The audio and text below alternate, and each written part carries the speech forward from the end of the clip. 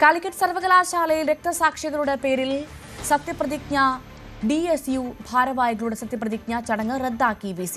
നവലോക ക്രമത്തിനായുള്ള പോരാട്ടത്തിൽ ജീവൻ നഷ്ടപ്പെട്ട അനശ്വര രക്തസാക്ഷികളുടെ പേരിൽ എന്നാണ് സത്യപ്രതിജ്ഞയിൽ പറഞ്ഞത്. ഇതോടെ ചടങ്ങിൽ നിന്ന് vice chancellor doctor P. Raveendran ഇറങ്ങിപ്പോയി.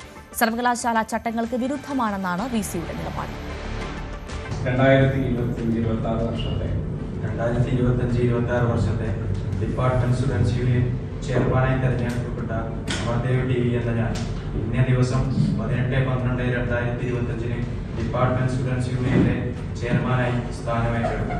ഈ അവസരത്തിൽ ഡിപ്പാർട്ട്മെന്റ് സ്റ്റുഡൻസ് യൂണിയന്റെ ചെയർമാൻ എന്ന നിലയിൽ എന്നിൽ നിക്ഷിപ്തമായിരിക്കുന്ന എല്ലാ ഉത്തരവാദിത്തങ്ങളും ഡിപ്പാർട്ട്മെന്റ് സ്റ്റുഡൻസ് യൂണിയന്റെ നിയമാവലിക്ക് അനുസൃതമായി നിറവേറ്റുമെന്ന് നവലോക ക്രമത്തിനായുള്ള പോരാട്ടത്തിൽ സത്യപ്രതിജ്ഞ എന്ന് പറഞ്ഞാൽ നിങ്ങൾ ഈ മന്ത്രിമാരുടെ സത്യപ്രതിജ്ഞയ്ക്ക് അതിൻ്റെ ലീഗലായിട്ടുള്ള കഴിഞ്ഞ ദിവസമായിരുന്നു കാലിക്കറ്റ് സർവകലാശാലയിലെ ഡിപ്പാർട്ട്മെന്റ് സ്റ്റുഡൻസ് യൂണിയൻ തെരഞ്ഞെടുപ്പിൽ വിജയിച്ച SFI ഭാരവാഹികളുടെ സത്യപ്രതിജ്ഞ നിശ്ചയിച്ചിരുന്നത്.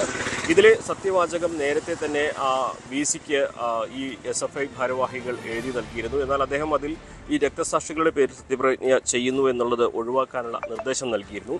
അത് അവഗണിച്ച് വീണ്ടും ഇതേ സത്യവാചകം ചൊല്ലിയപ്പോഴാണ് VC ഇടപെടുകയും സത്യപ്രതിജ്ഞ റദ്ദാക്കുകയും ചെയ്തതെന്നാണ് അറിയാൻ കഴിഞ്ഞിട്ടുള്ളത്.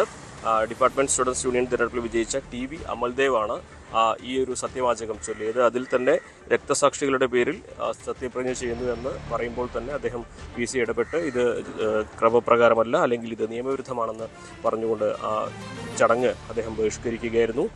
നേരത്തെയും DSU തെരഞ്ഞെടുപ്പ് വലിയ വിവാദങ്ങൾക്ക് വഴിവെച്ചിരുന്നു. UDSFിൻ്റെയും KSUവും MSFും ഈ തെരഞ്ഞെടുപ്പിൽ SFI ക്രമക്കേട് കാണിച്ചുവെന്ന് ആരോപിച്ച് ഇത് ബഹിഷ്കരിച്ചിരുന്നു. പിന്നെ രണ്ടാമത് നടത്തിയ തെരഞ്ഞെടുപ്പിൽ SFI വലിയ വിജയം നേടുന്ന ഒരു സാഹചര്യമായിരുന്നു ഉണ്ടായിരുന്നത്. എന്നാണെങ്കിലും VCയുടെ നിർദ്ദേശം മറികടന്ന്, അല്ലെങ്കിൽ VC നൽകിയ വാചകങ്ങൾ തിരുത്തി വായിച്ച് SFI പ്രവർത്തകർ രക്തസാക്ഷികളുടെ പേരിൽ സത്യപ്രതിജ്ഞ ചെയ്യാൻ ശ്രമിച്ചതാണ് ഇവിടെ പ്രശ്നങ്ങൾക്ക് വഴിവെച്ചത്. ഇനി എന്നായിരിക്കും സത്യപ്രതിജ്ഞ നടക്കുക എന്നുള്ള കാര്യം വ്യക്തമായിട്ടില്ല. മലപ്പുറത്ത് നിന്നും CV അനുമോദ്, News 18.